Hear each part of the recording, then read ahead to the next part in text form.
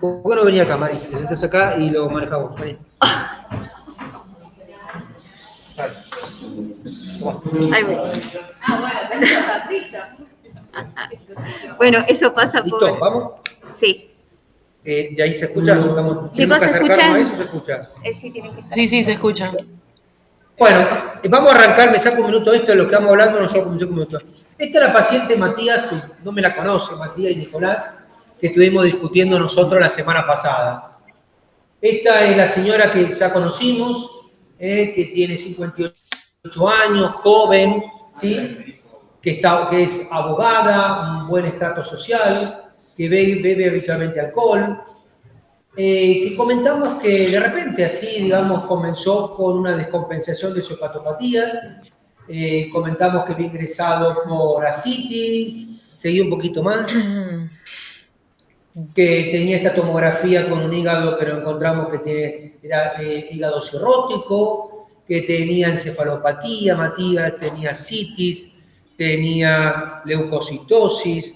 No era una paciente que se conocía que tenía una enfermedad. Avancemos un poquito más, Mari. Y finalmente estudiamos, porque teníamos algunas dudas de qué es lo que le pasaba. Hicimos una laparoscopía, nos encontramos que tenía una cirrosis hepática de base, hicimos una biopsia, interpretamos que tenía una hepatitis alcohólica, y una hepatitis alcohólica severa, que interpretamos que fue la causa de la descompensación de su cirrosis. Es decir, interpretamos que era una cirrótica. Estaba compensada, que no lo sabía ella, que era cirrótica, como muchos de los cirróticos que andan por la vida, por la causa que sea, y algo la descompensó. En este caso la descompensó una hepatitis alcohólica. Matías, le dimos corticoides, seguí la presentación.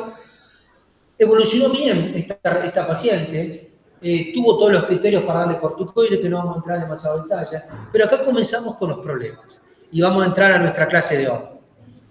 3 meses después, Matías, esta paciente que había evolucionado inicialmente bien, nos ingresa ahora por encefalopatía hepática clínicamente, estaba con deterioro del sueño, lo trae el esposo de la señora porque está hablando pavada. Doctor, yo no la reconozco a mi señora. No, me dice cosas que no sé de qué me está hablando, se pierde. La revisamos y tenía flapping, estaba flapeando, muy leve, pero lo tenía. Tenía citis ya importante. Cuando vi a la primera vez, la habíamos detectado, pero era muy, muy evidente. Y como tenía encefalopatía y tenía citis, de entrada el médico residente en la guardia, como no encontraba clara la causa de la descompensación, y aunque no hubiera sido así, le puso, porque es la rutina. Y se encontró que tenía una PB. ¿Sí? Porque tiene 1000 polimorfonucleares en el líquido acítico, lo mandó a cultivo, etcétera. No importa, porque no es nuestro tema hoy. Entonces, nos encontramos que nuestra paciente tiene, además, comenzó a una descompensación mucho más importante sobre la hepática 3 meses después.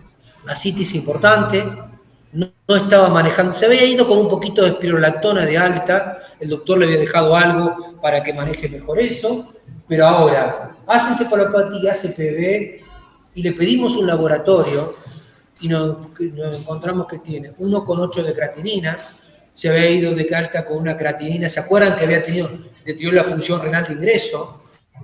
La había bajado, se había ido prácticamente con 0,8 de creatinina, pero tiene 1,8, vuelve a picar con un sodio plasmático de 130. ¿Sí? Esta paciente la tratamos, Matías, la tratamos, la sacamos de la PB, mejoró, está de vuelta con nosotros, hablando, y bueno, ¿y ahora qué hacer?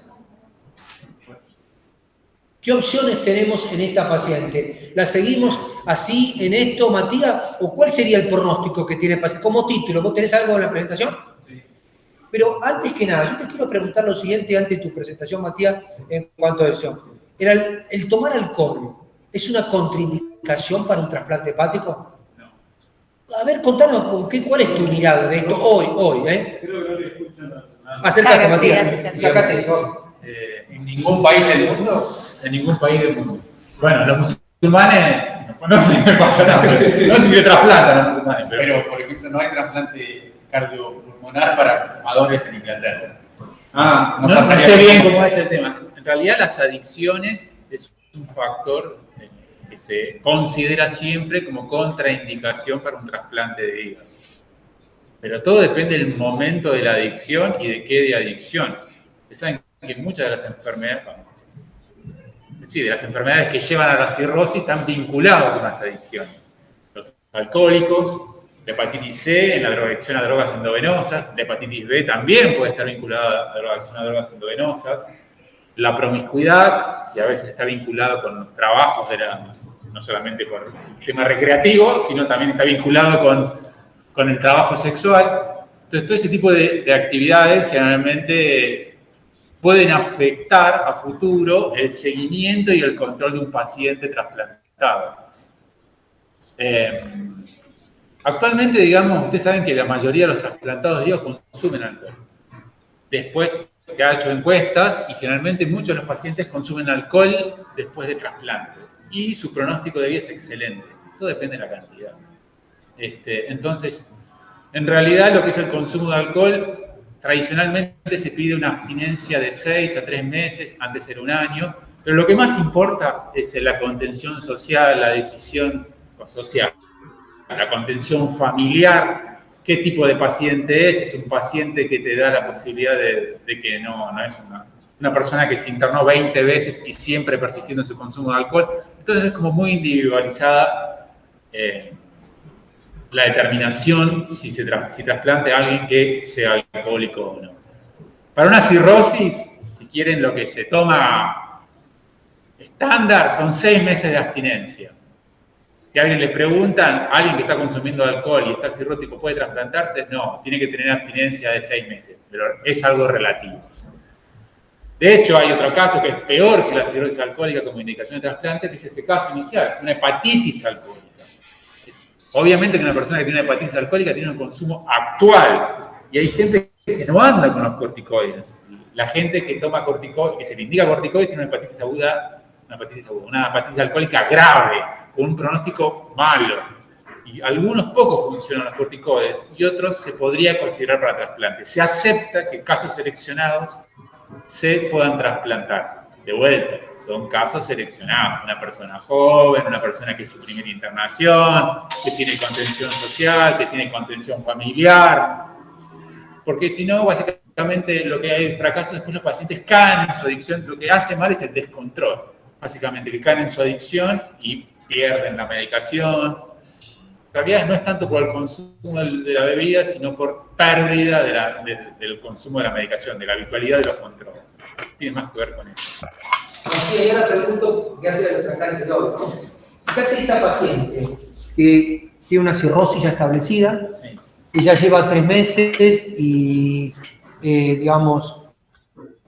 vino andando bien inicialmente, pero parece que está en abstinencia ahora, porque ha dejado, tiene un contexto familiar y social adecuado. Fíjate que es abogada, entiende muy bien. No significa que después no siga con el hábito, pero por lo menos el contexto que tiene familia, tiene un esposo, tiene hijos, pero 3 meses después está con esto. Sí. Encefalopatía, CITI, una PV, laboratorio. ¿Cuál es el pronóstico de esta mujer en este momento?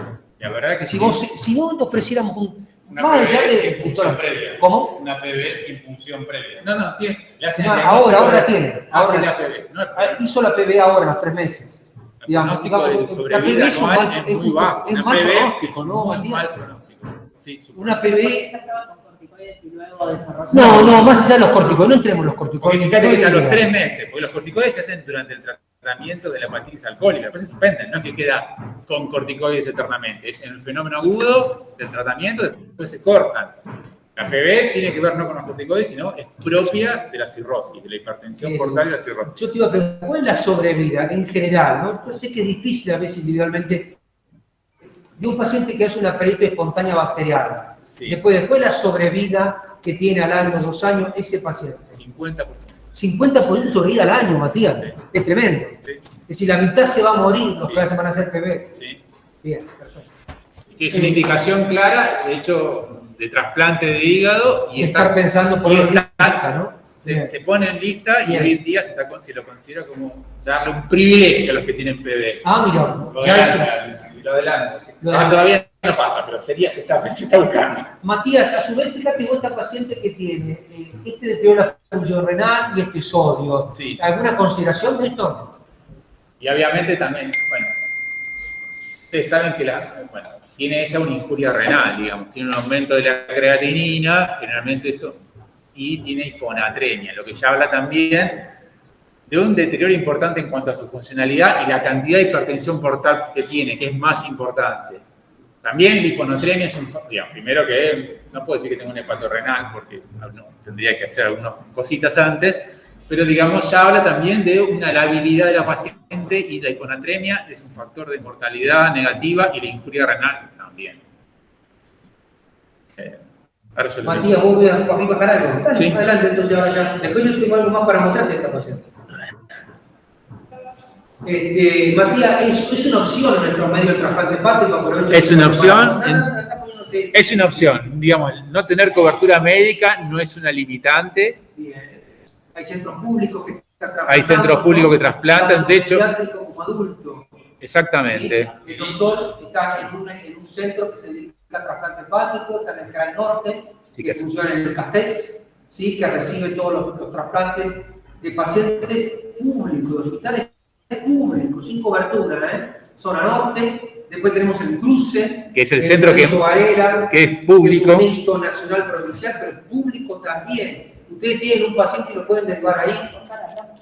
Bueno, sí, ya sé, pero estaba dando acá. Después tenemos a nivel público el Argerich en la ciudad de Buenos Aires, ¿no es eso? Sí. Sí. Y después tenemos lugares privados, por supuesto, ¿no? Acá está nuestra abogada. El italiano, que fue el primero que se dio. ¿Sí? Vamos. ¿Sabés que como que lo tengo que compartir? No sé si lo ve alguien esto, más allá de nosotros. Sí, se ve. Ah, ¿lo ven a la señora? Sí. Bueno, la idea, yo le voy a dar un contexto teórico a esto, ¿está bien? Igual se puede interrumpir, por ahí es aburrido, pero bueno. Acá lo que se ve justamente es una señora... En consideración yo tengo como 70 diablos. Soy más aburrido, sí. Bueno, acá se ve una señora, lo que sería una cirrótica hecha goma, un poquito de ascitis, edema en pared, mirando al sudeste, amarilla, es nuestro pacientito. Bueno, yo le quería avisarles esto. La cirrosis no es un fenómeno estanco, es algo que tiene su proceso y no todas las cirrosis son iguales. Acá le pusimos cirrosis terminal. Hay cirrosis que son terminales, pero otras cirrosis que no son para nada terminales y uno puede vivir toda su vida con un hígado cirrótico. Entonces, cirrosis no es todo igual. Y yo, tengan en cuenta que es una cicatrización. El hígado, por alguna injuria crónica, lleva a un proceso de cicatrización que genera depósito de fibras colágena. Y esto es progresivo, no es de una, es progresivo. ¿Está bien? Siempre empezamos despacito, cuando hay un depósito de fibras en el espacio de IC, luego se expande con fibras en el espacio porta y después se van generando tractos fibrosos. Eso lleva a que se pierdan los hepatocitos que funcionan y se va generando hipertensión portal. Pero lo que quiero que tengan claro es que es algo progresivo. Hay cirrosis terminales y hay cirrosis que no. Esto es lo que le decía. Por ahí este es un porta normal, donde no tiene mucha fibra. Acá se va apareciendo la fibra en el porta. Después van apareciendo septos que van saliendo del espacio porta hacia la vena central. Y se van formando estos nódulos incompletos inicialmente y después son más completos. Son los nódulos de regeneración. Y así como se ven histológicamente, esto se traduce en la funcionalidad y en la hipertensión portal. ¿Está bien? No es todo lo mismo. No es lo mismo esto que va a tener una persona que por ahí no tiene hipertensión portal, que por ahí tiene un laboratorio perfectamente normal, que esto, que el paciente tiene hipertensión portal y tiene alteración de la función. Entonces, siempre las cirrosis son dos cositas. Una cosa es que baje la función hepática, que tiene que ver con el ascenso de la bilirrubina, con caída del tiempo de protrombina. Por favor, los cirróticos no son coagulopáticos. Sáquense esa palabra. El cirrótico no tiene problemas no está coagulopático, no sangra porque pero le faltan factores de coagulación, porque también le faltan factores antitrombóticos, ¿está bien? Faltan unos como los otros, nada más que los antitrombóticos no tenemos la facilidad de medirlos. Lo que tiene un cirrótico es un trastorno de la hemostasia. Cae la albúmina, caen las proteínas, cae la albúmina, cae la lactologina. el colesterol cae y la disminución de glucosa es algo que no se ve habitualmente, salvo en la falla hepática aguda, en la última etapa y en un cirrótico que está por morirse. Pero no es algo precoz.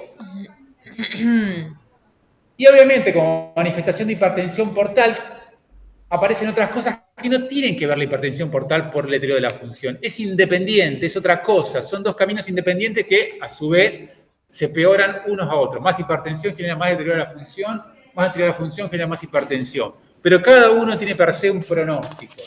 El hiperesplenismo, que lo ven en la plaquetopenia, en la leucopenia, el síndrome cítico edematoso y todo su espectro, la hemorragia digestiva hipertensiva, la encefalopatía hepática, el síndrome hepatopulmonar y la hipertensión portopulmonar.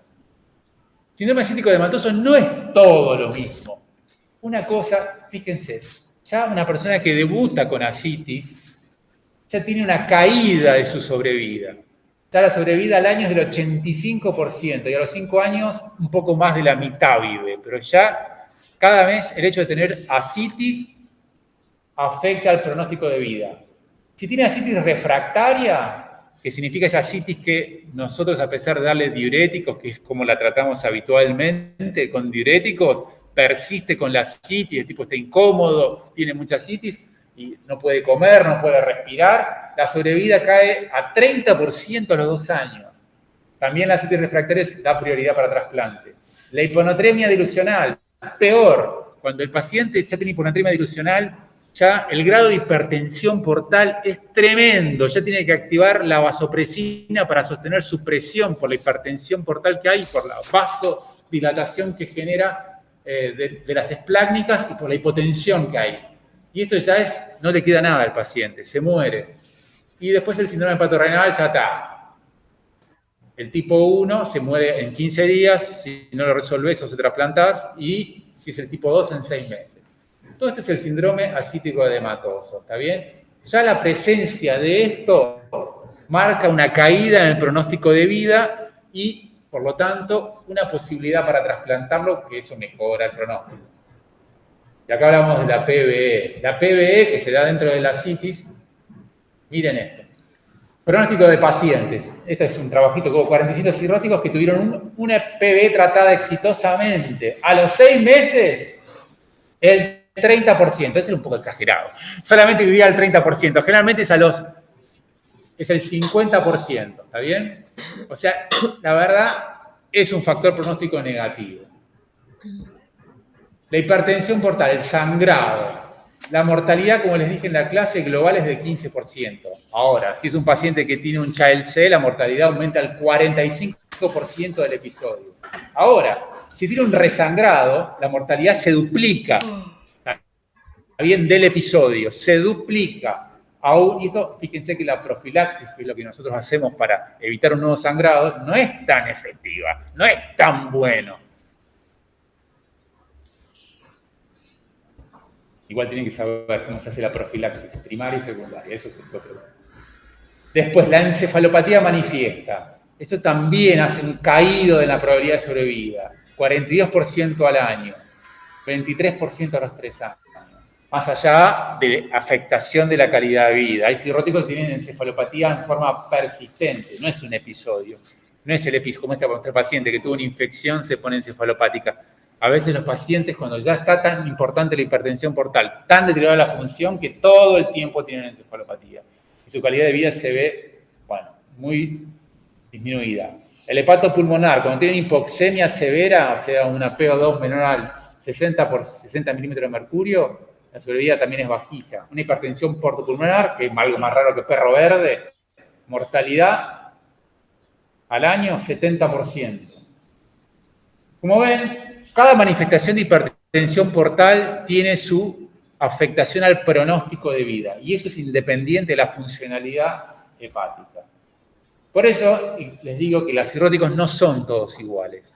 ¿Está? Una cosa es un cirrótico Child A y otra cosa es un cirrótico Child C. La clasificación de Child, lo que tiene, esta se la tienen que aprender más o menos, por lo menos que tiene el componente, combina factores de laboratorio con clínica, con valores de laboratorio que manifiestan la alteración de la funcionalidad con factores clínicos que hablan de la hipertensión portal. Entonces sirve muy bien para establecer de qué cirrótico estamos hablando, qué pronóstico de vida, y por otro lado, cómo ver a este paciente, cómo le va a ir. ¿No? Y les muestro el MEL, porque el MEL lo usamos nosotros también para establecer el pronóstico. El CHAL es muy bueno para establecer el pronóstico al año, a los 2 años. El MEL establece el pronóstico a los 3 meses, más cortito la proyección de sobrevida. Este que tiene 28, que tiene que ver con el RIN, con la bilirrubina y la creatinina, el pronóstico a los 3 meses es del 76%, de mortalidad es al 76%. ¿Ok? Fíjate qué peso que tiene en el MEL la creatinina. La creatinina. Matías, Sí. que estamos hablando recién, ¿no? Exactamente. Yo tengo entendido que la insuficiencia renal en el contexto es un factor de mortalidad independiente. Sí. Entonces, Bueno, lo acaban de ver en el MEL. Fíjate vos los 3 factores que toma el MEL. Uno de ellos la creatinina, el peso que tiene la creatinina. Y por otro lado, esto es el pronóstico del trasplante de hígado. Contra todos los pronósticos negativos de las manifestaciones de hipertensión portal, esto es el pronóstico de sobrevida. Más o menos a los 5 años la sobrevida de un cirrótico trasplantado oscila en el 70%. Entre el 70 y el 80%. Todas las etiologías confundidas. Todo esto es global. Antes el C tenía un poco menos sobrevida por la recidiva, ahora ya no. Pero sí, o cualquier cosa. La falla hepática fulminante sí tiene un poco menos de sobrevida porque se trasplantan a veces muy complicados. Pero básicamente para el numerito es 70% a los 5 años. O sea, andan muy bien los pacientes. Y a propósito de eso les quería contar. ¿Cuáles son las indicaciones de trasplante entonces? Cualquier cirrótico que se descompensó. Ustedes sin saber demasiado de todo esto, lo único que tienen que saber es que si un paciente tuvo una descompensación de su cirrosis, o sea, hizo ascitis, hizo encefalopatía, hizo una hemorragia digestiva varicial, tiene que ser evaluado para trasplante. No tienen que saber más que eso para mandarlo a trasplante. Después se verá si se pone lista, no se pone lista, qué pin, qué pan. Pero ya eso justifica la descompensación de ser evaluado para trasplante de hígado. Después hay una entidad que se llama falla aguda sobrecrónica, que no voy a entrar en detalle porque es algo bastante nuevo, pero básicamente es como el caso nuestro, una cirrótica por alcohol que hace una hepatitis alcohólica sobre un hígado enfermo, hace un insulto nuevo que genera falla de órgano. Y el pronóstico ahí al mes es muy malo. Esa es la diferencia, que son pacientes que si no se trasplantan, su mortalidad al mes es altísima. La falla hepática fulminante, eso, si no se trasplanta, el 80% se muere en ese episodio. Y después, un factorcito para tener en cuenta, es los tumores hepáticos que están vinculados solamente al hígado. Y el paradigmático es el hepatocarcinoma. Es una de las causas más importantes hoy en día de trasplante de hígado. no entendido, o sea, en general entiendo que los trasplantes son algo bastante complejo de conseguir en general. ¿Cómo? ¿Son algo difícil de De conseguir? conseguir en general. Sí. En el caso de estos pacientes, donde necesitas algo ya. Estos son todos los pacientes teranotados, ¿no? Y no todos son ya. ¿Cómo? Estas causas son las causas más comunes de indicación en lista de espera para trasplante. Sí. Ahora te cuento eso, porque no es todo ya. En la fulminante sí. En la fulminante sí. No, por eso digo, en los pacientes que necesitan inmediatamente. La fulminante. Disponibilidad, o sea, Es en la fulminante. Es relativamente infrecuente y que Sí. pueda hacer que Sí, el 10% de los trasplantes anuales. el 10% de los trasplantes. Sí. ¿Y se suelen conseguirlo o Sí. funciona? A veces no, pero a veces sí. En general sí. Las contraindicaciones, lo que hablábamos del tema del alcoholismo, la contraindicación es una adicción no controlada. ¿Está bien? Es un tipo que es un alcohólico y no deja de y no tiene ganas. No quiere. O una persona que tiene una adicción a drogas endovenosas o inhalatorias, que es incapaz de entrar en un plan de rehabilitación. Un paciente que tiene una sepsis, que tiene una infección activa que lo desacomoda, en ese momento no se puede trasplantar, en realidad no se podría hacer nada, ni una cirugía, nada. Una neoplasia, un cáncer, paciente que tiene cáncer de otro origen, son cosas de sentido común, nada complicado. Pacientes que tienen HIV, pero no HIV común. Un HIV se puede trasplantar. Lo que no se puede trasplantar es un HIV que está inmunodeprimido. ¿Está bien? Un HIV sin tratamiento y que esté inmunodeprimido. Y después que esté estropeado generalmente, que tenga los pulmones hecho pelota, que tenga el corazón hecho pelota, que no aguantaría tanto trasplante como una cirugía de una hernia. ¿Está bien? Y obviamente una enfermedad psiquiátrica severa. Esto es por regla general. Después hay cosas que son más controvertidas, pero la idea es una cosa general. No vas a trasplantar a alguien que tenga un cáncer, no vas a trasplantar a alguien que tenga los pulmones destruidos, salvo que le quieras hacer un pulmón hígado. Lo mismo con el corazón. Y alguien que no sea capaz de controlarse posteriormente y alguien que esté infectado. No lo vas a trasplantar. Los pacientes ingresan en una lista de espera. Yo acá les muestro. Habitualmente, esta es una lista de espera. Hay dos formas de ingresar a los pacientes: por mail o urgencia. En realidad urgencia no, emergencia. La emergencia solamente, ¿quiénes son los pacientes que entran en emergencia? Que están acá, al tope de la lista, no importa qué, son los pacientes que tienen falla hepática fulminante. Gente que no tenía enfermedad, de golpe tiene una enfermedad del hígado y se ponen encefalopáticos. Esos entran al tope de la lista, son los primeros que se entran. Y después siguen, la lista en la Argentina es una lista general, todos van a la misma lista: adultos, niños, emergencias y por MED. Y el resto va ordenado por MED, ¿está bien? Se calcula el MED de cada paciente, o sea, según el laboratorio, y dice, yo tengo 40, entonces estoy primero que el que tiene 37. Es un orden según el valor del MED. ¿Por qué? Porque se supone que el MED, a mayor MED, tu pronóstico de sobrevida es menor. La chance de morir es menor. ¿No hay un punto dulce? No. Que sería Ahí. pasado este MED, conviene dárselo al que está un escalón. No depende tanto del MED. Depende porque uno mira, sí. Tampoco, por ejemplo, vos vas a tener uno de 70 que tenga 35 de MED y un chiquito de 1 año que tenga un punto menos, va al adulto. Va al de 70 años. Esas son las cositas que tiene en el sistema. La única privilegio que tiene un chico de 1 año y uno de 70 es que si tiene el mismo MED, va el chiquito. Pero si no, no importa la edad. Eso es una cosa que acá en Argentina no se tiene. ¿Cuántos hay en la lista? No sé. Matías, te hago 2 o 3 preguntas, digamos, la edad, como edad data. Sí, yo la edad como contraindicación no la puse. No la pusiste. ¿Hasta dónde más o menos deberías estar considerando? Digamos, la edad no está puesta como contraindicación, pero bueno, la verdad es que cuando una persona tiene entre 65 y 70 años, nos mira con lupa. ¿Por qué? Porque empiezan a aparecer otras enfermedades que son concomitantes, enfermedades cardiovasculares, enfermedades pulmonares. Los órganos, nuestro traje ya no está tan bueno como antes y la tolerancia no es tan buena. Matías, una vez que entraste en lista de espera, ¿cuánto es el promedio de espera en nuestro país? Esta paciente nuestra, porque... Una cosa es el promedio. ¿Cómo cuánto? Una cosa es el promedio y otra cosa es este paciente. Porque Bueno. vos podés ingresar en la lista de espera y trasplantarte al día siguiente. Sí. Y puede ser que ingreses a la lista de espera y no te trasplantes en 10 años. ¿Y cuánto, bueno, por eso, pero cuánto está el promedio más o menos de espera de un órgano? Se dice entre 1 año y 1 año y medio. 1 año, 1 año y medio. Promedio. Promedio. Pero yo tengo Eso los chicos vieron trasplante renal, en el No, cual es muy importante el HLA, que eso no me importa. un montón de cosas. ¿Vos qué nos decís de eso? No, nuestra lista de espera se ordena básicamente porque se ordena por grupos sanguíneos. Lo único que nos importa a nosotros como factor compatibilidad es grupo sanguíneo.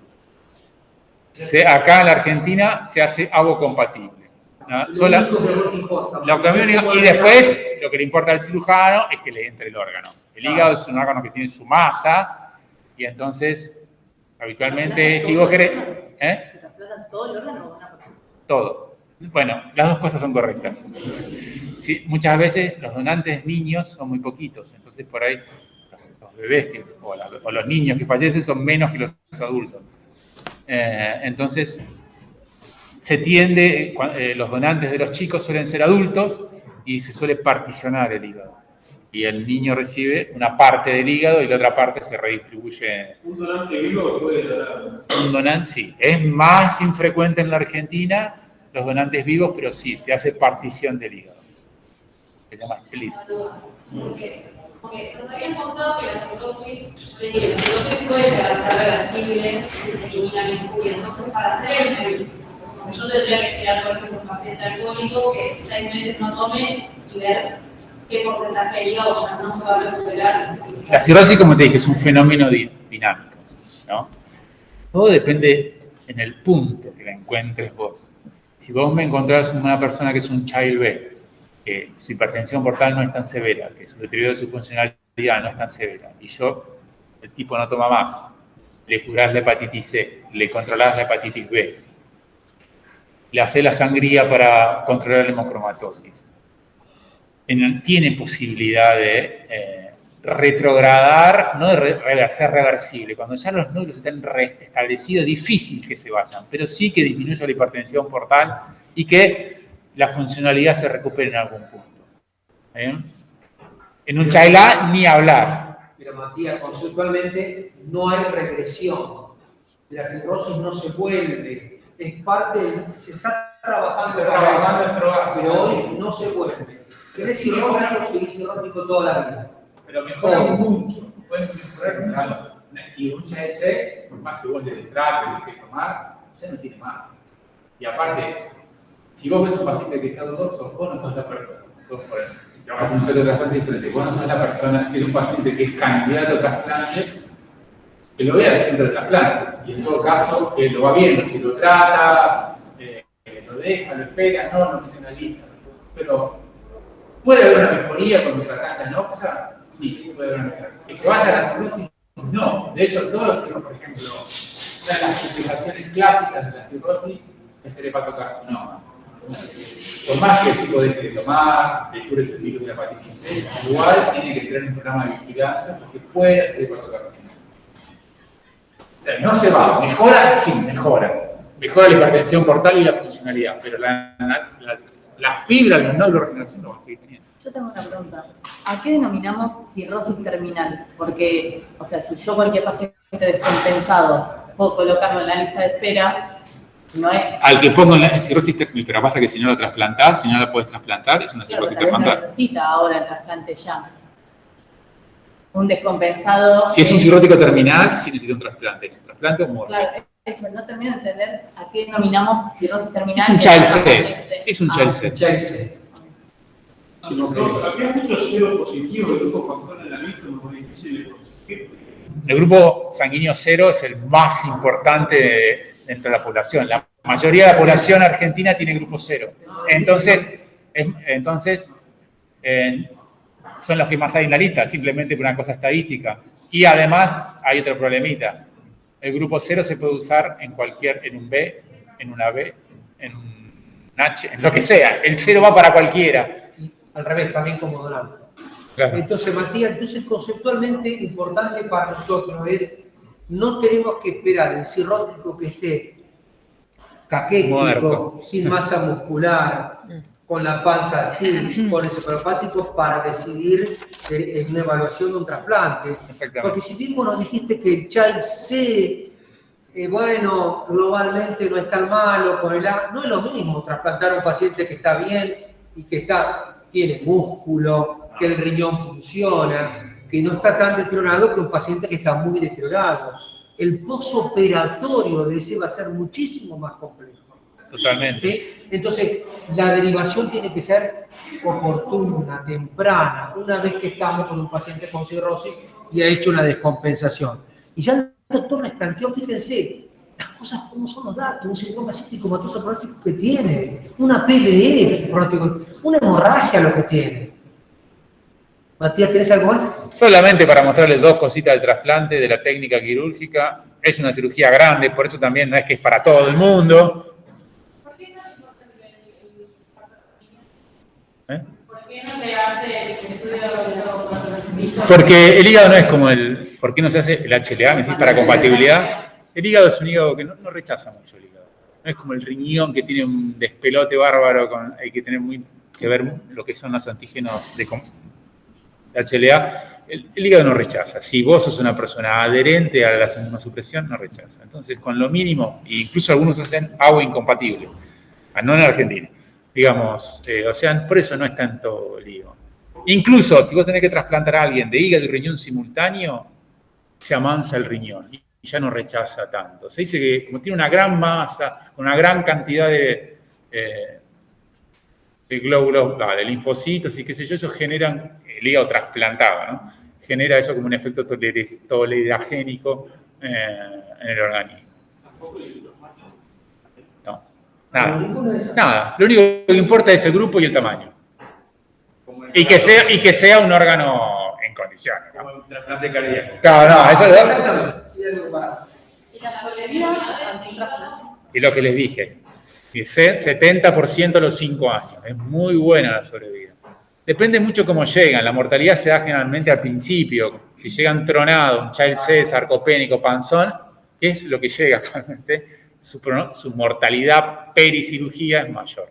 Tampoco requiere una inmunosupresión tan importante como los renales. No, de hecho muchos pueden quedar con monoterapia. ¿Sí? Pasado el tiempo al año ya pueden estar con monoterapia.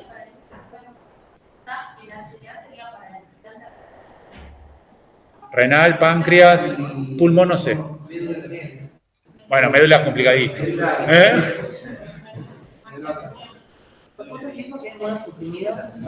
¿Cómo? De por vida. De por vida, sí. Toda la vida medicamentos. Bueno, Matías, dale. Después, 2 segundos. Esa es una gran cirugía, se hace una gran apertura para exponer al hígado, a veces el hígado nodular, es el hígado cirrótico. Esto es para que tengan, nadie le va a preguntar, para que tengan un concepto. Y lo que hace el cirujano es, primero lo que hace es tratar de disecar lo que es la arteria hepática, la cava y la vía biliar. Y lo que hace es, trácate, corta la arteria hepática, corta la vía biliar y corta la vena porta. Y si la saca, pum, le tira a la basura, no, a la basura no, al patólogo se lo da, y para que lo analice. Y después, para poner el implante, lo que hacen es, hay 2 técnicas, básicamente 2 grandes técnicas. Uno, con reemplazo de cava, ¿qué es lo que hacen? Un clamp acá abajo, o sea, le cortan la circulación de las patas, no vuelve la sangre en las patas, y le cortan otro clamp arriba, corta la circulación, o sea, que es la cava suprahepática, y reemplazan el hígado con la cava entera. ¿Está bien? Obviamente que este procedimiento es compliquético porque se tiene que aguantar que la circulación no vuelve, te va a las piernas y no vuelve. Entonces te hinchan las patas, los intestinos, todo. Y entonces lo que se tolera mucho mejor es uno que se llama piggyback, que lo que hace es, se pone primero el clamp acá, estas son las venas suprahepáticas, por donde drena el hígado, se pone acá, y la anastomosis se hace las suprahepáticas acá. Y solamente se calampea en un momento mucho más corto la suprahepática abajo. Y acá hay una fotito de donde se ve, esta es la cava, no hay hígado acá, esta es la cava, y esto es un yum portocava. ¿Está bien? Esta es gente, sobre todo estos sean las fulminantes, cuando no pueden tolerar, los cirróticos tienen muchas colaterales. Si vos le cerrás la cava, la sangre va por la cava por otro camino, pero si sos una fulminante no tenés colaterales. Entonces, no toleran bien el cierre de la cava. Entonces, le hacen, mientras tanto, mientras arman el hígado, un puente de la cava, de la porta, hacia la cava, para que drene toda la sangre de la tripa y del vaso. Y acá se ve el clamp sobre la suprahepática, ¿ven? Las 3 suprahepáticas.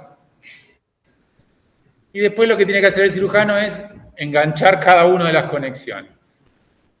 Engancha la cava con las suprahepáticas, engancha la vía biliar, hace una anastomosis colédoco-colédoco, la arteria con la arteria y la porta con la porta. Así le pone, así clarito queda el hígado antes de ponerlo, y cuando lo reperfunden, cuando realmente liberan primero la cava, le dan sangre por la cava, empieza a tomar este color más rojito, obviamente. Este reperfundió bien, se lo ve todo homogéneo, y este se lo ve medio marmolado, eso no está bien. Bueno, ahí eso todo. Pero no todos llegan a esto, muchos se quedan en el camino, y muchos se quedan en el camino porque no están en la lista y nos toca, y algunos ni siquiera los ingresamos a la lista, porque no podrían ser aptos para trasplantarse. Y eso acá nos toca mucho. Bien, eso es algo, por eso está acá Nicolás con nosotros. Y yo te voy a seguir con nuestra pacientita, Nicolás, a ver qué le pasó. ¿Sabes? Se la derivamos a nuestra pacientita, la derivamos con Matías. Él la puso en lista, decidió poner en lista de trasplante hepático. Pero ¿qué nos pasó? Cuando él comienza a hacer un análisis más fino todavía de eso, se comienza a encontrar con otras cosas que no teníamos anestesios presentes. Se encuentra que aparece un nódulo en el hígado, este nódulo tiene característica por imagenología de un hepatocarcinoma. Ya el doctor ya les ha contado que hoy en día el diagnóstico de hepatocarcinoma es prácticamente imagenológico, no usamos más biopsia, y esta es una imagen típica, una secuencia típica de hepatocarcinoma. ¿Sí? Le dimos, no sé quién se metió acá, le dimos, la primera imagen es una lesión hiperintensa, llena de contraste en fase arterial, comienza, ¿cómo? Hace un washout temprano y aparentemente aparece una pseudocápsula, pero es una imagen típica de hepatocarcinoma, y después se profundiza más la secuencia del doctor, y no solamente está ahí, sino está en el otro lóbulo, insinúa allá otra lesión de la carrera, pero además de una trombosis portal. Una trombosis portal. Y que está muy pegada al hepatocarcinoma y que en isolaminoecológica dice tiene invasión propio ahí. Y bueno, y ahí un poco la cosa se va complicando porque quizás, si bien no es una contraindicación absoluta todo, este tamaño del tumor que tiene, con trombosis portal, con invasión por el hepatocarcinoma, prácticamente la está sacando en este momento en lista de espera para ser trasplantada. Y acá viene Nicolás. Nicolás,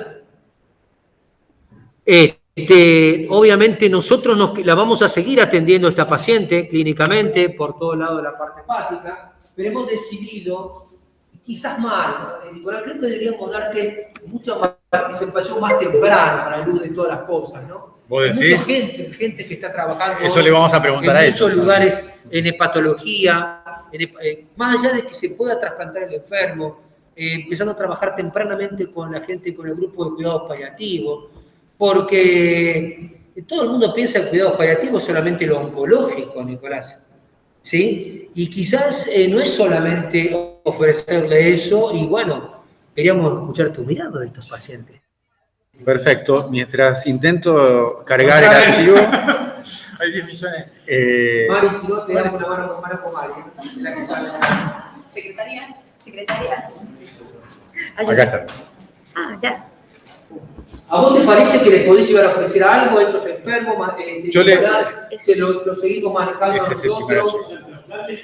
Son dos diferentes. El trasplante ya prácticamente se fue. Más allá de son iguales. uno podría hacer, pero con este tamaño de hepatocarcinoma, compromiso portal que pensamos que es secundario del hepatocarcinoma, lo vamos a descartar, aparte por la clase, ¿no? Bien, yo les quiero preguntar entonces a ustedes, yo tengo datos americanos, que son los que aparecen en la publicación. Por ejemplo, en Estados Unidos dicen que hay 400.000 personas ahora que están en lista de trasplante. Y se van a trasplantar más o menos 2% de esos pacientes. No sé cuáles son los números acá, pero quiere decir que 98% no se estaría trasplantando. Así que 98% de 400.000 son una banda de pacientes, ¿no? Siempre están ingresando más a la lista de lo que se trasplantan. Siempre el balance de la lista es positivo. Bien. Y es probable que los trasplantes, a medida que la medicina se tecnifica y se complejiza, puedan ir en aumento también, pero por ahí detrás de eso. Entonces, traigo algunas diapos que vimos en otras clases, que es esta realidad que les toca a ustedes, que nos toca a nosotros. 70% de las personas hoy van a morir de una enfermedad crónica en evolución. Arroz con calabaza. No están, los números van cambiando a medida que vamos mejorando la medicina, ¿no? Y teniendo más herramientas para ayudar. Este era el trabajito que hizo Vilma y que después sirvió para transformar en doctora con su tesis, que determinaba mediante una pregunta sorpresa qué pacientes tenían la chance de fallecer de una enfermedad en el próximo año de vida. La pregunta sorpresa, ¿saben cuál es? Le preguntamos a un médico que está atendiendo un paciente si le sorprendería que ese paciente falleciera en el próximo año. Es una pregunta que en general no atendemos a los pacientes así. Lo atendemos del otro modo. ¿Por qué viene y cómo lo puedo ayudar? Entonces, esta pregunta sorpresa nos para en otro lado y nos descoloca fundamentalmente. Pero nos ayuda a tener esa perspectiva de decir, bueno, es verdad que a este paciente le pasa esto, le pasa esto otro, le pasa esto otro, y se puede infartar el año que viene, puede tener una situación diabética porque se está controlando mal la glucemia. La verdad que le pueden pasar cosas. o tiene una cirrosis avanzada y no está haciendo restricciones dietéticas ni viniendo los controles asiduamente. Entonces, es posible que los pacientes que ustedes ven, si les hacemos la pregunta sorpresa, estén o no estén en la lista de trasplantes, ustedes digan, no me sorprendería que este paciente falleciera el próximo. Cuando decimos eso, esa pregunta tiene una sensibilidad y especificidad, ¿se acuerdan de cuánto? Alta, bastante alta para lo que es una simple pregunta, 76%. Entonces, hay que pararse de otro modo. Y estas son las curvas evolutivas de distintas... Nicolás, no puedo repetir la pregunta porque no me quiere. ¿Te sorprendería que tu abogada se muriera en el próximo año? No, Esa es la pregunta. Entonces, si no te sorprendería, hay que encarar el problema de otro modo. No esperar a que venga encefalopática de vuelta o en falla renal, sino prever, administrar el cuidado. Y estas son las curvas de historias de enfermedad. La enfermedad oncológica, que el paciente viene sin tratamiento, sin enfermedad. Tiene la enfermedad, encontramos tratamiento, hay respuesta hasta que deja de haber respuesta y cae. La sobrevida cae bastante rápido. Las insuficiencias orgánicas, que tienen descompensaciones crónicas o evolutivas, donde hay recuperación, como pasó con nuestra paciente, pero la foto general es que es en declive permanente, hasta la muerte. Y las demencias, que están acá, que tienen una evolución parecida también, pero con las crisis menos notorias en general. Bueno, te agrego algo más, aparte de decir declive, y en el caso del hígado, probablemente en todo el hígado, nunca sabés cuándo va a ocurrir ese evento. No sabés cuándo va a encontrar la próxima PBB, el sangrado o encefalopática mal. Y eso también hace. ¿Qué otra cosa Y eso se traigo? engancha y lo debemos enganchar con cuándo derivar, cuándo trabajar en equipo. Y eso es un poco... Esta es la misma foto, pero vista con un paciente en particular, donde no está libre de enfermedad. Tenemos una primera transición donde decimos este paciente tiene una insuficiencia hepática, una enfermedad hepática que no podemos curar. Vamos haciendo tratamientos. Hay tratamientos que pueden incluso ser curativos, como la hepatitis C, que está el paradigma de la hepatitis C, que no era curativa cuando estudiábamos nosotros, y ahora curable, y ahora sí, pero no todas, no el 100%, pero sí en un alto porcentaje. Y por ahí podamos curar nuevas enfermedades en los años venideros, esperamos que sí. Pero en algún punto, esos tratamientos no alcanzan para cambiar la evolución. Entonces, los cuidados paliativos pueden insertarse, como viene pasando habitualmente, cuando el especialista ya no lo quiere ver porque no tiene nada para ofrecerle, o más tempranamente. Ustedes van a decidirlo también, ¿no?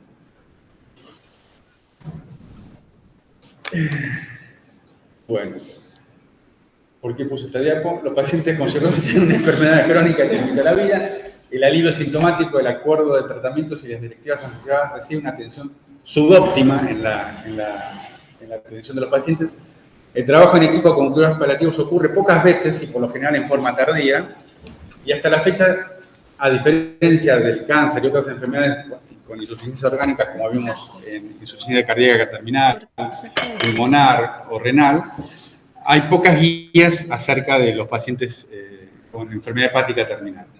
Y se acuerdan de esta diapo, que es bastante antipática porque es chiquitita, pero la vimos en control de síntomas o en evaluación sintomática, donde veíamos que los pacientes con cáncer, en su etapa final, tenían una sintomatología bastante parecida al HIV en etapa terminal, a la enfermedad renal en etapa terminal, a la pulmonar y a la cardíaca en etapas terminales. Disnea, fatiga, caquexia, Estoy dando una clase. Esto lo habíamos puesto en la clase de dolor. La podés poner ahí y se ve. Pero la tienen ellos en casa. En digestivo, por ahí son los que llegaron más al final a esta cita. Es decir, cómo hacer, cómo evaluar a estos pacientes, si bien lo tienen bastante, en este hospital bastante agilado. Errores en la derivación. ¿Por qué no derivamos? ¿Por qué no derivan o por qué no trabajamos en equipo? Acá o en otros lados, sobre todo en otros lados. Porque se cree esto, que los cuidados paliativos son para cuando ya no haya ni rifaximina para darle al paciente, ¿no? Entonces, ahí sí, llamalo al paliatólogo. O no le atiendas el teléfono a la señora Y fíjate qué hace. Los cuidados paliativos no pueden proponerse cuando hay tratamientos que prolonguen la vida, como el trasplante. Esto es algo que piensan muchos especialistas. No sé en tu centro qué es lo que piensan, pero en los centros del mundo en general, los trabajos que van a investigar esto caducan. Hay un trabajo muy lindo que les puse, que es el COMPAS, que se tuvo que interrumpir porque no llegaban a reclutar pacientes porque los especialistas no derivaban. Bueno, la guía esa que acabo de compartir, yo te mandé y justamente plantea todo el cuerpo, ¿no? Totalmente. Que hay que pensarlo tempranamente y en el trabajo conceptual, digamos. Solo ofrecerlo a pacientes descompensados o con rápida evolución sintomática, ¿no? Bueno, ¿tienen algo para aportar los cuidados paliativos para ustedes? Más allá de lo que la diapo está spoileando la respuesta, me gustaría escucharlo. ¿Qué cosas podemos aportar? Aparte del control sintomático, que no es del especialista solamente, sino de todos los que podemos acceder al paciente. La comunicación, escuchar al paciente, escuchar a su entorno afectivo, saber cuáles son sus preocupaciones, no solamente ir nosotros con nuestra agenda, saber cuál es la agenda del otro, entenderla, traducir esa información que nosotros tenemos en algo que el otro pueda decir y comprender para hacer lo propio. Pensar en el futuro. Me anoto en la lista de trasplante. Fenómeno. ¿Qué significa? Bueno, significa que si se dan las condiciones y aparece el órgano, te vas a poder trasplantar y va a cambiar tu vida. Y si no, podemos ver qué hacer. Hay momentos en que la enfermedad puede requerir, por ejemplo, de un pasaje por terapia intensiva. ¿Estarías de acuerdo con eso? ¿No estarías de acuerdo? Esa planificación del cuidado que incluye al paciente es un trabajo específico de un médico y no tiene por qué ser paliativista. Más allá de que la actitud es una actitud del encuentro hacia el otro que no es curativa, pero sí tiene que ver con cómo lidiar con la enfermedad. Y no es excluyente de los paliativistas, digamos. Vos cuando anotás a un paciente en una lista de trasplante, estás teniendo conductas paliativas también. La información, son actitudes que no van solo al éxito de la terapéutica, sino a llegar al paciente y a ese encuentro. Bueno, cuando esto funciona, el paciente no es que se baja de la lista, al contrario, en general tiene mayor adherencia al sistema de salud, más confianza y menos utilización aguda. Ante una descompensación sabe que esto puede venir y sabe que puede hacer y no tener que ir siempre detrás del evento. Y esto es lo que más les interesa a los administradores, porque termina siendo más barato. Y en general terminamos convenciendo que los cuidados paliativos sirven por eso, ¿no? Porque son más económicos, pero no tendría que ser la ecuación. ¿Quién debe proveer los cuidados paliativos en estos pacientes? El enfermero, el médico, el... Todos me dicen acá, el enfermero, el médico. ¿Qué médico? ¿Nosotros, los paliativistas? O cualquier médico. Tratante. El médico tratante. Si estamos en un lugar donde no hay un servicio de gastroenterología o hepatología, obviamente que el médico de cabecera va a ser el que lo tiene que hacer. Y no solamente el médico, el equipo médico. Puede ser un seguimiento telefónico de enfermería. Eso aumenta muchísimo la adherencia a los tratamientos y a las conductas terapéuticas. Nuestra enfermera de Vicky, no sé cómo trabajan ustedes con las de ustedes, pero nuestra enfermera hace un montón de monitoreo telefónico y eso previene complicaciones, hace que haya derivaciones más tempranas en situaciones donde amerita que llegue antes el paciente al hospital y a veces evita traslados inútiles donde el paciente en esta época cuesta mucho que se movilice y se puede atender mejor o igual en la casa. O sea que ese equipo ampliado es lo que hay que pensar siempre. Bueno, ¿quién? El que tenga la oportunidad, el especialista con formación, el médico de cabecera con formación, el que llegue al paciente y tenga la ambición de proveer un cuidado idóneo. Nosotros estamos haciendo, creo que se los comenté alguna vez, una clínica ECO. ECO es un sistema de educación a distancia que fue inventado por Sanjeev Arora, que es un gastroenterólogo yanqui, pero de origen hindú, que con el paradigma de la hepatitis C lo que hizo fue llevar la información ahí donde no estaba. Entonces, por un sistema de Zoom, hace 10 años, empezó a generar encuentros virtuales, porque veía médicos que se conectaban de distintas partes de Estados Unidos y lograba que los pacientes se beneficiaran con un tratamiento que estaba siendo generalizado y asequible para todo el mundo, pero no llegaba porque los pacientes no se encontraban con ese tratamiento y los médicos con esa información. A partir de eso, se amplió muchísimo la terapéutica para hepatitis C en Estados Unidos y a partir de ese método se usó para un montón de otras cosas. Nosotros lo usamos para cuidados paliativos en Argentina, nos conectamos cada 2 semanas en red con otros equipos coordinando esta misma iniciativa. O sea que hay un montón de maneras de llegar a los pacientes y de que la información llegue a los médicos que todavía no la han recibido. ¿Cuándo referir? Hay varios trabajos, acá elegí uno, que habla sobre el beneficio de la derivación temprana de pacientes que están en lista de trasplante. En este trabajo refirieron todos los pacientes en lista de la evaluación para trasplante en 2013 o 2014 en este centro. Se publicó en 2015 el trabajo. Luego de la consulta, 50% de los síntomas moderados a severos mejoraron. Luego de una consulta. Imaginemos esto, un paciente que tiene síntomas moderados a severos, muchas veces en la urgencia de la consulta no los va a decir, porque está viendo qué otra cosa hay. Estoy en lista de trasplante, puedo ganar lugar, no sé, la ansiedad que debe haber en esos sitios. Pero una consulta con alguien que tuvo esta mirada, alcanzó para mejorar el 50% de esos síntomas. 43% mejoró los síntomas de depresión. Se empezó a detectar esto. Los pacientes con más síntomas mostraron todavía más mejoría. El COMPASS, ese trabajo que les mencionaba, un piloto también que intentaba medir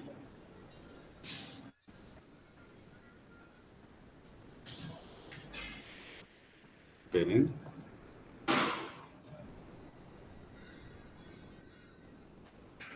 Bueno, les cuento. Era un trabajo que intentaba medir qué expectativas tenían los pacientes en lista de trasplante y si les iba mejor con la derivación temprana a cuidados paliativos.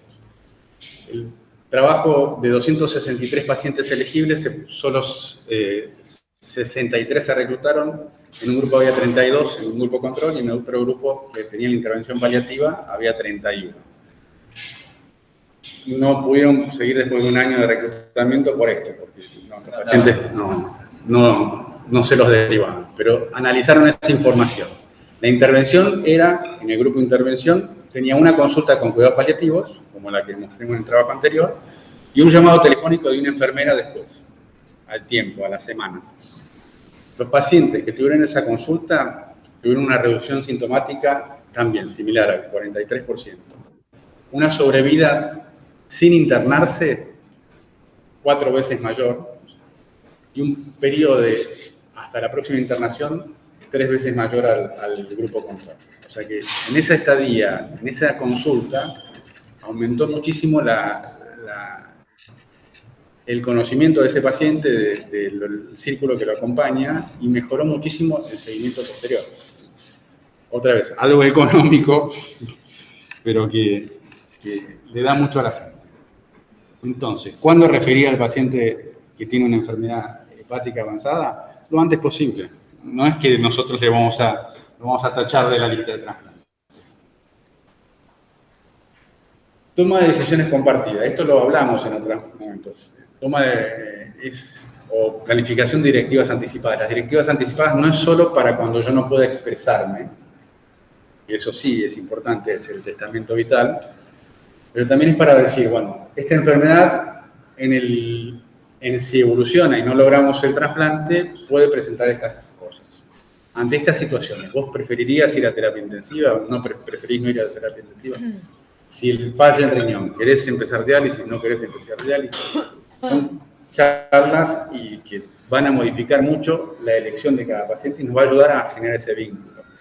ese paciente ante esa crisis obviamente que va a ser grave, pero va a ser mucho menos grave y más justa que si no lo prevenimos y llega un día con 4 de creatinina, 7 de potasio y lo tenemos que dializar sin preguntarle nada, ¿no? Con un catéter yugular.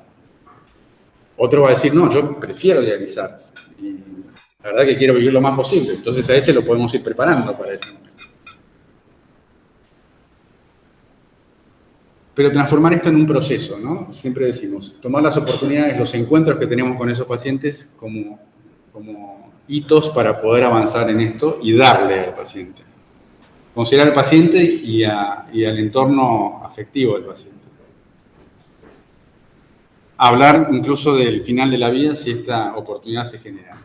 Esto, recordemos que tiene que ser progresivo, no tiene por qué ser todo en 5 minutos como lo vimos en las películas que mostramos.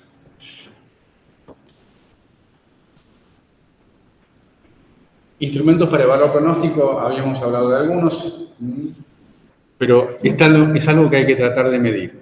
Es un dato médico bastante preciso hoy y es muy útil para saber qué va a pasar.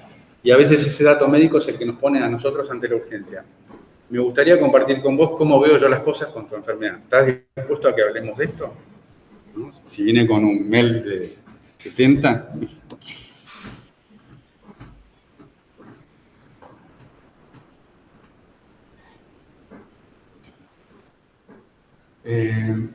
Este es otro que hablaba sobre los síntomas.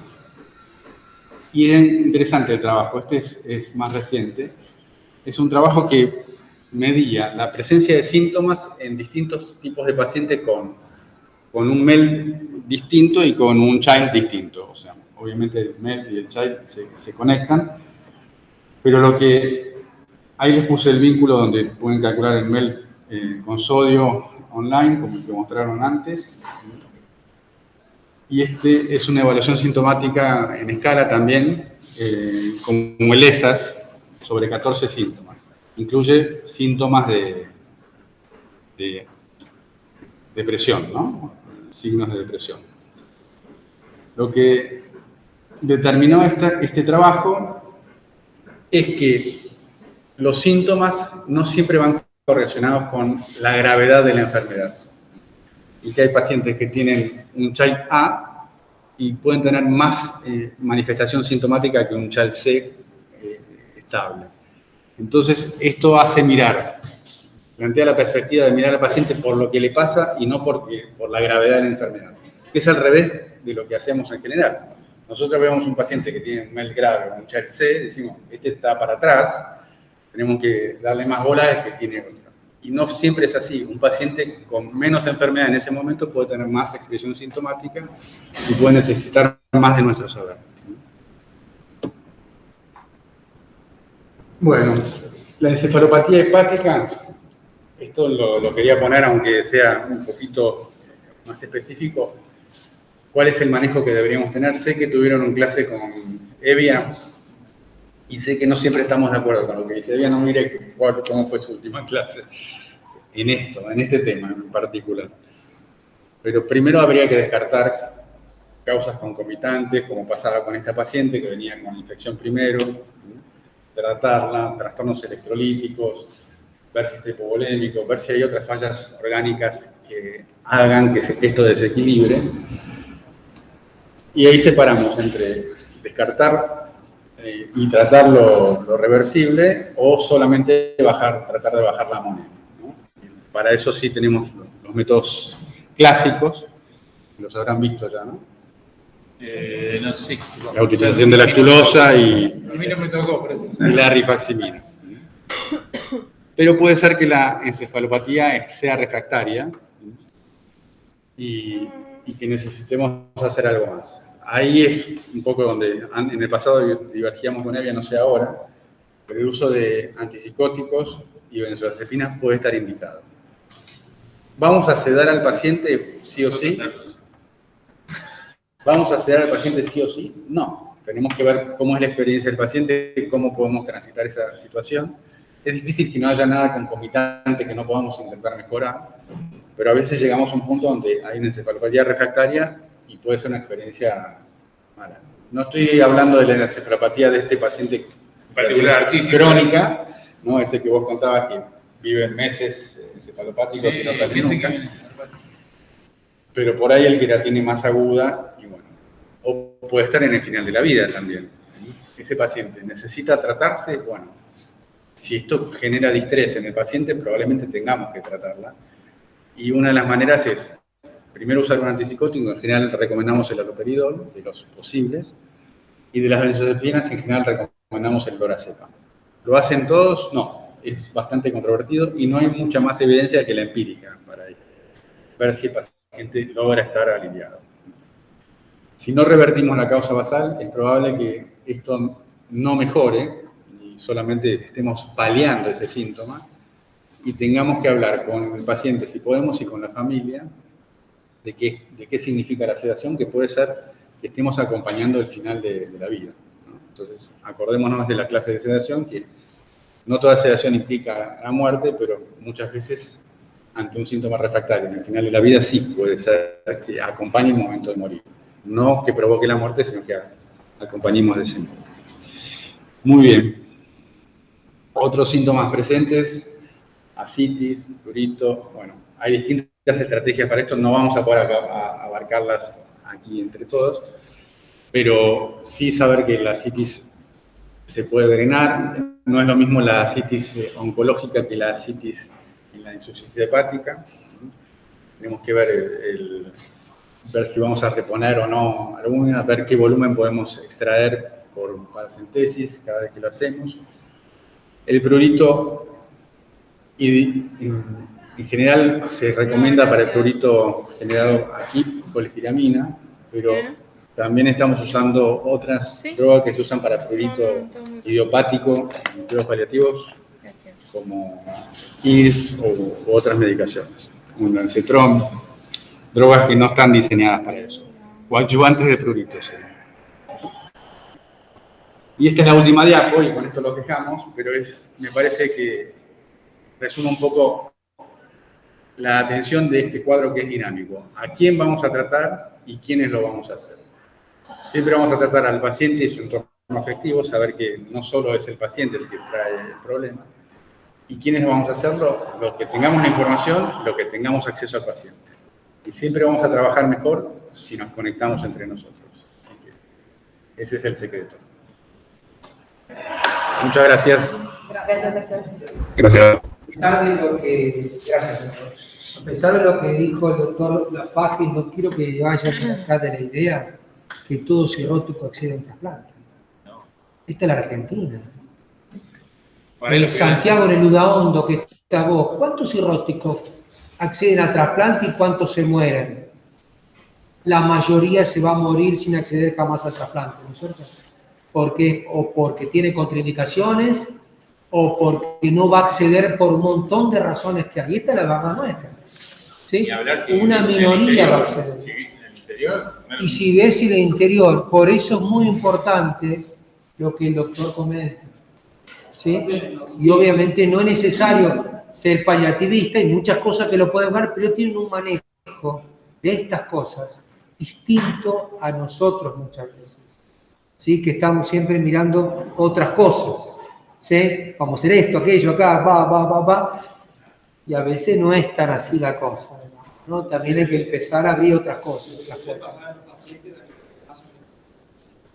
Y estaba en el puesto 2 y aparece algo al paciente y pasa al puesto 20. O sea, no puesto, digamos, bueno, no se puede trasplantar.